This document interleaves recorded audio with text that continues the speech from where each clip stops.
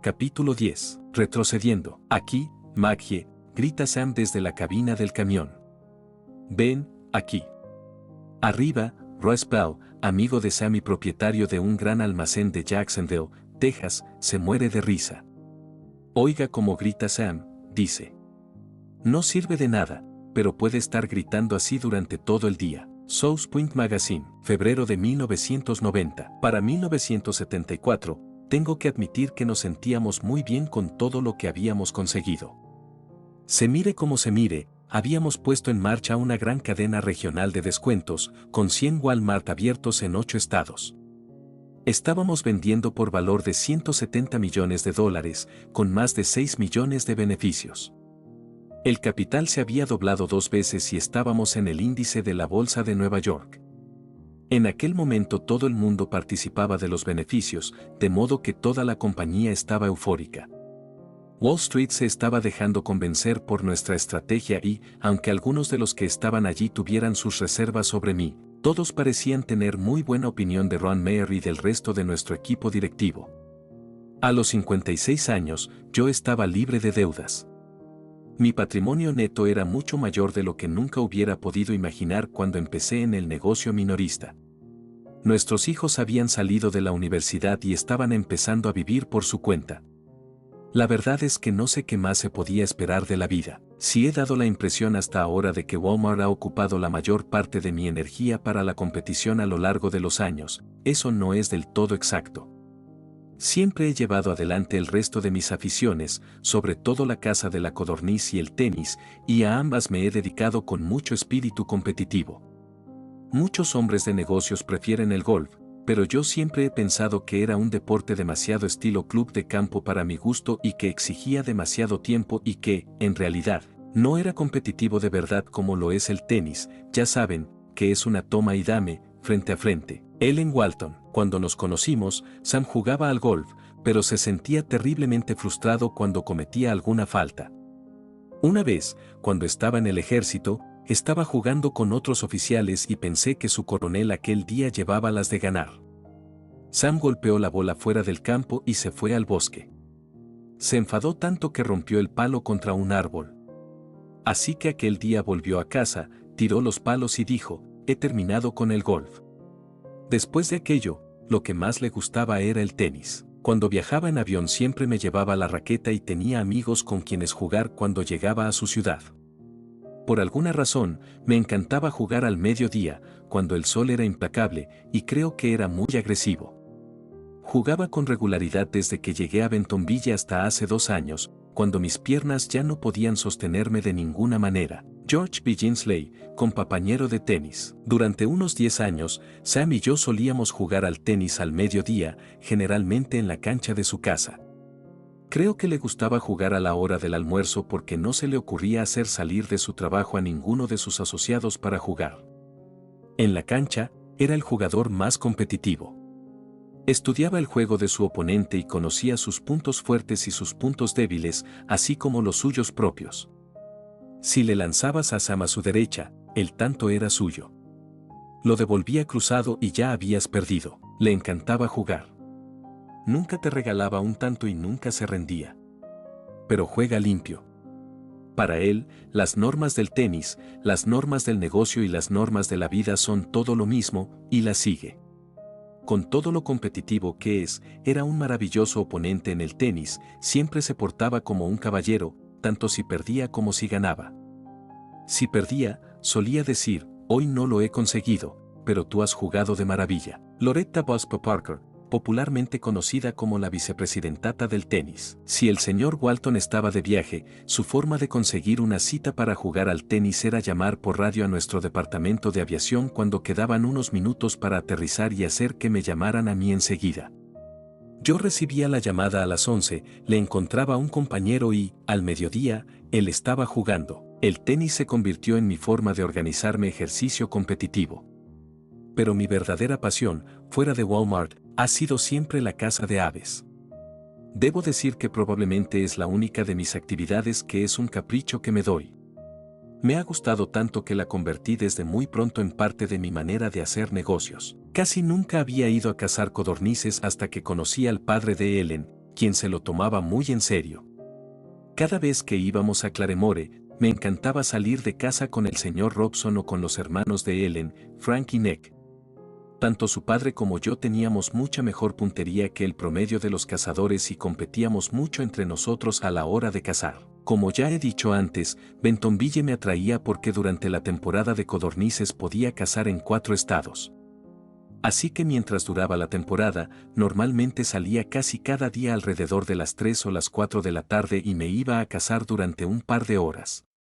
Tenía un viejo coche para salir de casa en el que metía a mis perros y me iba a buscar una granja o un rancho donde cazar. Pronto aprendí que la mejor manera de que me invitaran era ir a pedir permiso al propietario y ofrecerle una caja de bombones de chocolate de la tienda o, si lo prefería, alguna de las piezas que yo cazara.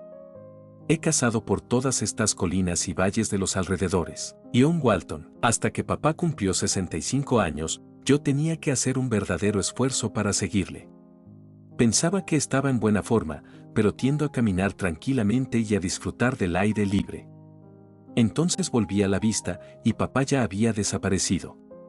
Cazaba igual que el general Sherman marchaba por Georgia. Cuando pedía permiso para cazar, siempre me presentaba como Sam Walton, de los grandes almacenes de Sam Walton que estaban en la plaza de Bentonville, y me encontré con que esto era una verdadera ayuda para mi negocio. Cuando aquellos granjeros venían a comprar al pueblo, naturalmente hacían sus compras en la tienda del tipo que cazaba en sus tierras y les llevaba dulces. Todavía hoy me encuentro con gente que me dice que sus padres se acuerdan de cuando yo iba a cazar a sus tierras por aquellos días. Según empezábamos a expandirnos, comencé a volar más a menudo y entonces empecé a llevar conmigo a los perros en el avión para poder cazar entre visita y visita a las tiendas. Tuve algunos momentos divertidos con los perros en la carretera.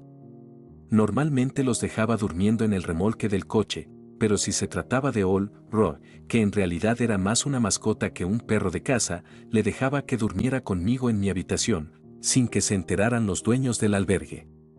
Una vez tuvo una pelea con un zorrillo, y me avergüenzo con la sola idea de lo que pudo pensar la persona que alquiló el coche después que yo. Lo agarré por las patas traseras y casi lo ahogo tratando de lavarlo en un lago, pero resultó que no se le puede quitar fácilmente a un perro el olor a zorrillo. Roy ha sido probablemente el perro de caza más cotizado de la historia. No era ni mucho menos un buen cazador, por ejemplo, solía señalar a los conejos. Pero a los asociados y los clientes les hacía ilusión que fuéramos con él a las tiendas, y una vez que pusimos su nombre y su retrato en nuestra marca propia de alimento para perros, se vendió por toneladas. Otra cosa que pasaba con Roy era muy poco corriente, era un gran perro de tenis.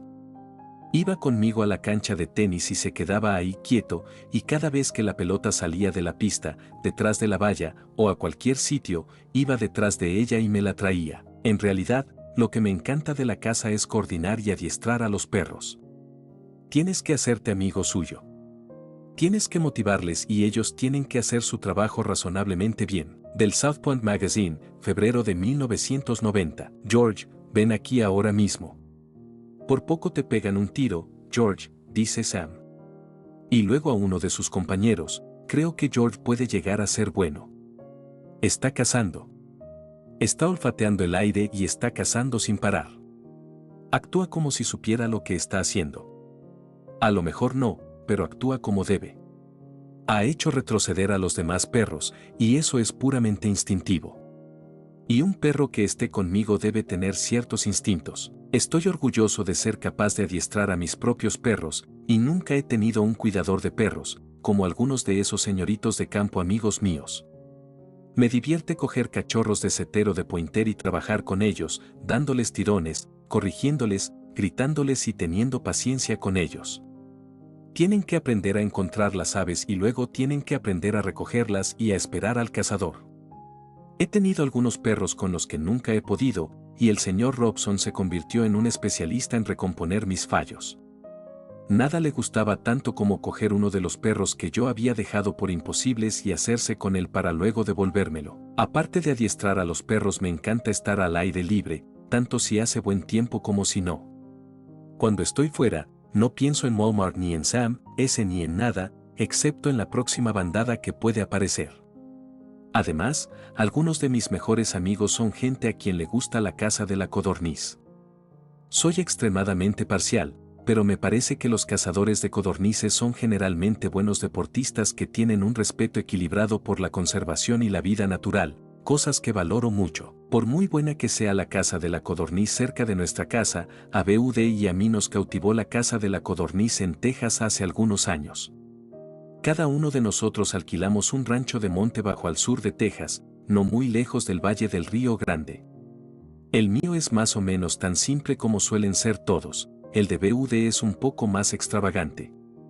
Tiene piscina. South Point, Campo Chapote, de Sam Walton se compone de unas cuantas caravanas rústicas en medio del sur de Texas. No es la casa de la codorniz de los ricos sureños, la clase de gente con sirvientes de uniforme blanco, escopetas belgas grabadas y mulas enjaezadas con arneses de plata para los remolques de caoba de los perros. Sam llama a esta variedad casa de la codorniz del sur de Georgia y la ha probado, pero no es lo que le va a él. En caso de que el ambiente de Campo Chapote no se les haya hecho palpable todavía, lo resumiré de la forma siguiente, es todo lo contrario de Trump. Es un campamento en el que tu anfitrión te alarga la toalla, te señala una habitación de la caravana y te dice, no se preocupe por el ruido del techo, solo son ratas. Veo de Walton. Una vez, Sam y yo fuimos invitados a una cacería de codorniz de lujo en una de esas plantaciones del sur de Georgia. Nos dijeron que nos recogerían en la pista de aterrizaje, de modo que volamos hasta allí y, al llegar, vimos una flota de aviones a reacción alineados. Un hombre con un Mercedes llegó a recogernos. Tenían que haber visto la cara que puso cuando Sam abrió la parte de atrás del avión y sus 5 perros salieron de allí corriendo a toda velocidad. No esperaban que nadie se llevara a sus perros. Tuvieron que acarrearlos en aquel Mercedes. Como se ve, no solo me dedico a trabajar. Me gusta jugar tanto como a cualquiera. Y tengo que admitir que en 1974 estuve tentado de tomarme más tiempo para mí mismo, de volverme atrás y dejar que Ron Meyer y los demás dirigieran la compañía, mientras yo me iba a disfrutar de la vida. Más o menos por esta misma época, Ellen y fuimos a uno de nuestros viajes de ultramar, aunque estoy seguro de que pasamos la mayor parte de nuestro tiempo fuera metiendo las narices en las tiendas y haciendo negocios. El hecho es que, por primera vez, desde que había empezado en el negocio minorista en 1945, estaba empezando a apartarme de los negocios. Poco a poco me iba desligando de las decisiones de cada día y delegando un poco más en Ron Meyer y Farrell Doran, nuestros 2 ejecutivos vicepresidentes. Todavía era el presidente y CEO. Farrell, con 45 años, se encargaba de lo comercial, mientras que Ron Meyer, que solo tenía 40, dirigía las finanzas y la distribución. Para poder abarcar todo este crecimiento explosivo, tuvimos que conseguir gente nueva para la oficina central. Ron trajo a mucha gente para que se encargaran del proceso de datos, de las finanzas y la distribución. Pero entonces sucedió algo que es el único periodo de la historia de Walmart con el que todavía me siento incómodo cuando lo comento. Pero todo el mundo ha tenido algo que decir sobre el asunto, de modo que voy a explicar lo que sucedió tal como yo lo vi y así no tengo que hablar más del tema. Cuando echo una mirada a este periodo, me doy cuenta de que dividí la compañía en 2 mitades, haciendo 2 bandos que empezaron a competir ferozmente el uno contra el otro. Estaba la vieja guardia, incluyendo muchos de los gerentes de tienda, que eran leales a Farrell, y la nueva guardia, muchos de los cuales debían su trabajo a Ron. Muy pronto, todo el mundo empezó a tomar posiciones, alineándose o bien en el bando de Ron o en el de Farrell, que no se llevaban nada bien. Lo que hice a continuación, que parece muy poco acorde con mi manera de ser, solo consiguió multiplicar el problema por 10. Farrell había sido valioso a la hora de organizar la compañía, cuando empezamos a abrir tiendas sin parar, pero a causa de toda la tecnología y de los sofisticados sistemas que necesitábamos, realmente pensé en aquel momento que Ron era absolutamente esencial para el futuro de la compañía. Aparte de su habilidad, tenía mucha ambición. Dejó bien sentado que su meta era dirigir una compañía, preferiblemente Walmart. Un día me dijo que si no podía dirigir nuestra compañía, prefería irse y dirigir alguna otra. Yo pensé sobre el asunto durante algunos días y realmente me preocupaba la posibilidad de perder a Ron. Entonces me dije, bien, me estoy haciendo viejo y probablemente podríamos trabajar juntos. Le dejaré ser presidente y CEO, y yo me dedicaré a divertirme, a alejarme un poco y, por supuesto, seguiré visitando tiendas, de modo que pasé a ser presidente del comité ejecutivo. Ron se convirtió en consejero delegado y CEO de la compañía. Ferold se quedó de presidente. Me trasladé al final de lo que ellos llamaban jocosamente la fila de sentencia ejecutiva y le dejé a Ron mi despacho. Me mudé al despacho de él. Traté de permanecer fuera de su camino y de dejarle dirigir la compañía, diciéndome a mí mismo que yo solo iba a comprobar qué tal se las apañaba. Puesto que ya había dejado a otras personas llevar el día a día de la compañía, pensé que todo iba a ir bien así. El caso es que yo no estaba más preparado para retirarme a los 56 años que el sol de Arkansas para salir cada mañana por Oklahoma. Pero durante cierto tiempo me alejé y me tomé algo más de tiempo. Estoy seguro de que a Ron Meyer le debió parecer que yo no me iba a ir de ninguna manera. La verdad es que al retirarme me sentí peor de lo que me había sentido nunca con ninguna de las cosas que había emprendido. Supe que era una equivocación justo en cuanto acepté la presidencia. Traté de permanecer al margen de Ron. El problema era que en realidad yo seguía haciendo exactamente las mismas cosas que había estado haciendo antes. Quería que mis ideas siguieran vigentes en la compañía, pero quería que Ron tuviera éxito dirigiendo la compañía y organizándola a su manera. Por desgracia, no pude quedarme al margen hasta ese punto. La situación era muy pesada para Ron, y creo que lo hubiera sido para cualquier persona de 40 años que quisiera dirigir su propia compañía. Entre tanto, la casa se estaba dividiendo contra sí misma. Muchos de los nuevos, entre los que estaban los más jóvenes, se pusieron de parte de Ron, y los más antiguos, los que dirigían las tiendas desde hacía más tiempo, respaldaron a Ferold. Cuando empecé a darme cuenta de lo profunda que era esta división, me puse muy nervioso y empecé a sospechar de todo el mundo. Al Miles, ejecutivo retirado vicepresidente de Walmart, pasaba algo entre Ron y Ferold. Yo no estuve implicado personalmente porque estaba fuera de su campo de acción. Pero incluso estando fuera, se veía claramente que estaba empezando a haber dos bandos en la compañía. Ya saben, casi se sentía uno obligado a decir algo así como yo soy de este equipo o de este otro. Empezamos a ver una dejadez en nuestra organización que nunca había existido y estaban empezando a pasar cosas que a ninguno nos gustaban. Estaba desapareciendo la seriedad en la forma de dirigir nuestras tiendas y cuidar de nuestra gente. La mayoría de nosotros, los gerentes de distrito, nos reuníamos y hablábamos por teléfono los sábados por la mañana y, ya saben, pensábamos que nos estábamos yendo al diablo.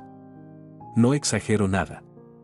También me acuerdo de que cuando Sam empezó a pasar más tiempo en la oficina, estaba muy preocupado. Yo seguía esperando que las cosas se aclararan.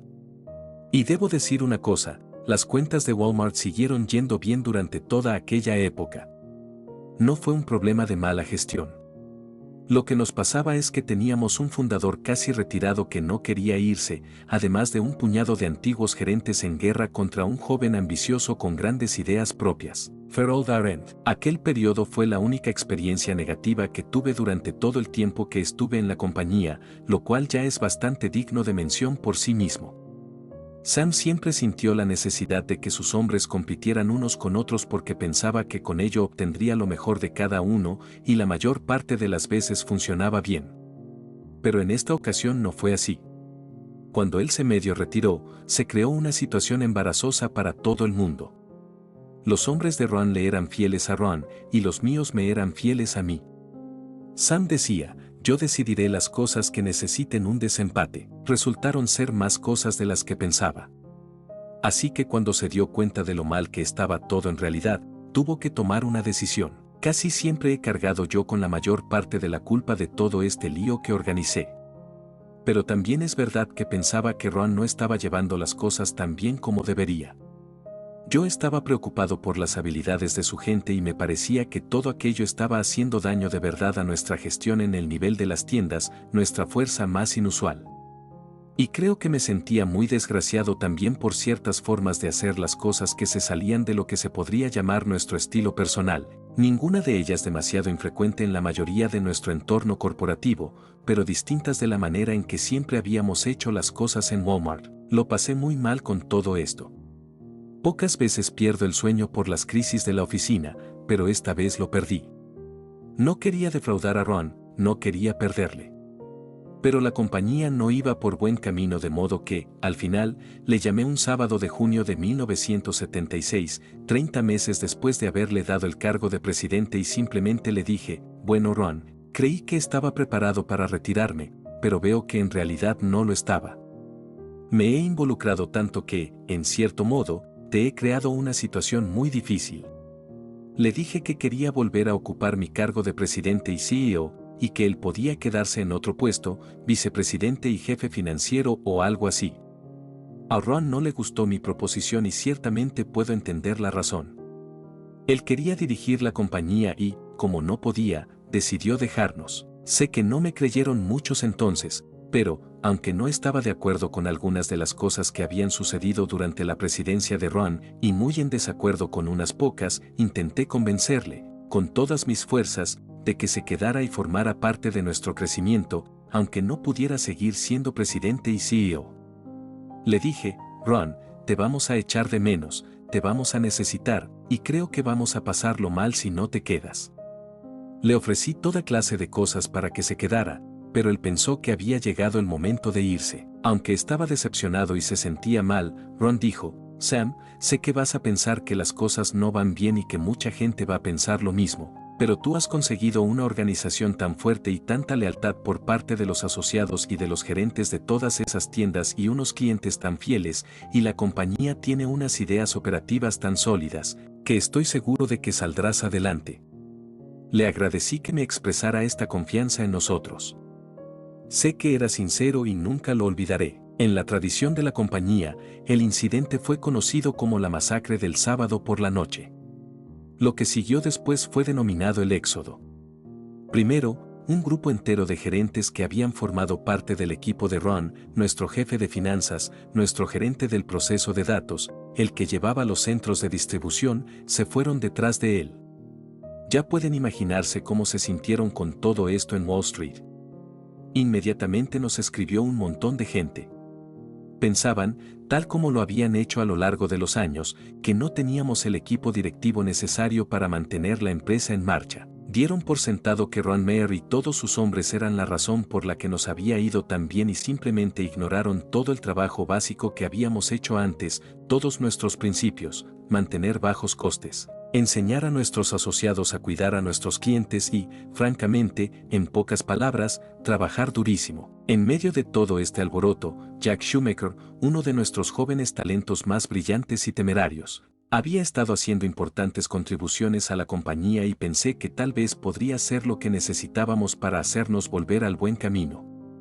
Cuando le nombré director ejecutivo de operaciones, personal y mercancías, pasando por encima de algunas personas que eran mayores que él y habían estado más tiempo con nosotros, se marcharon otros cuantos gerentes más. Fue un auténtico éxodo y, para cuando hubo terminado, juro que un tercio de nuestros directivos más antiguos se habían ido. Por primera vez en mucho tiempo, las cosas parecían bastante graves.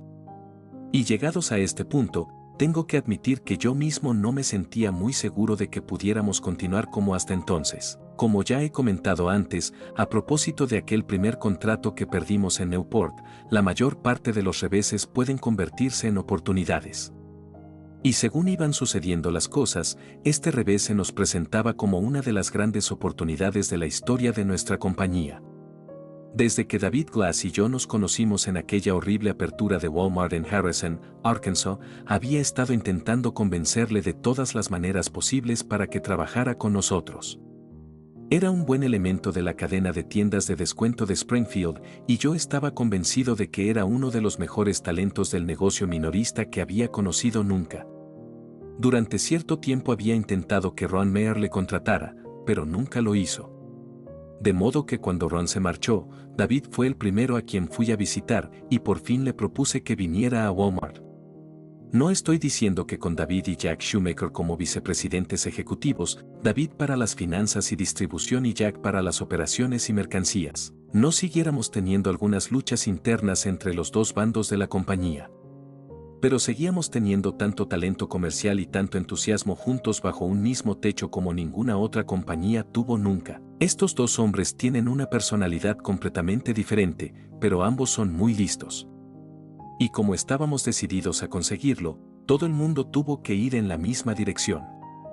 Una vez más, Walmart demostró que todos estaban equivocados y nosotros nos limitamos a abrir las puertas a nuestros logros anteriores. David hizo de nosotros una compañía más fuerte casi inmediatamente.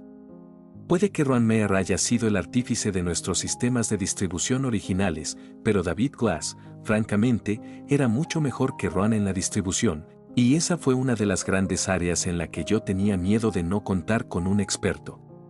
David consiguió también sintonizar y afinar más nuestros sistemas de contabilidad. Él, junto con Jack, fue un poderoso defensor de gran parte de la alta tecnología que hoy nos mantiene operando y creciendo. Y no solo resultó ser un gran jefe financiero, sino que además demostró que tenía un gran talento para tratar a la gente. Este nuevo equipo era incluso más valioso y adecuado que el anterior para el trabajo que teníamos entre manos. La historia de Walmart siempre estuvo marcada por el hecho de tener a la gente adecuada para el trabajo adecuado en el momento en que nos hacía falta. Para ayudarnos a empezar, contamos con Whitaker, que era un hombre de acción, directo y perseverante. Para organizarnos tuvimos a Pharaoh Doran, un alemán metódico y trabajador, para poner en marcha nuestros sistemas. A Ron Meyer, un número uno de las computadoras, a Jack Schumacher, un brillante ejecutivo impetuoso con mentalidad de gerente de tienda, para llevarnos fuera de los caminos trillados e impulsar las nuevas ideas que necesitábamos para trabajar, y a David Glass, que fue capaz de salir adelante en una crisis, para mantener la calma y finalmente conseguir controlar una compañía que se hizo tan grande que era difícil de abarcar. En cualquier compañía llega un momento en que algunas personas tienen que marcharse, incluso aunque hayan hecho contribuciones importantes. Alguna vez me han acusado de empujar a la gente a medirse unos con otros, pero yo no lo veo de esa manera. Siempre he tratado de practicar la polinización cruzada entre la gente y les he dejado asumir distintos papeles en la compañía, y algunos egos han salido magullados por ello de vez en cuando. Pero creo que cada cual necesita estar expuesto a tantas áreas de la compañía como pueda, y pienso que los mejores ejecutivos son los que han tocado todos los palillos y tienen la mejor idea global de la corporación. No me gusta que se desarrolle la rivalidad dentro de nuestra compañía cuando se convierte en algo personal y nuestros hombres no trabajan juntos ni se apoyan unos a otros. Nuestra filosofía ha sido siempre, olvida tu propia ambición y ayuda a todo el que puedas en la compañía. Trabajen juntos como un equipo.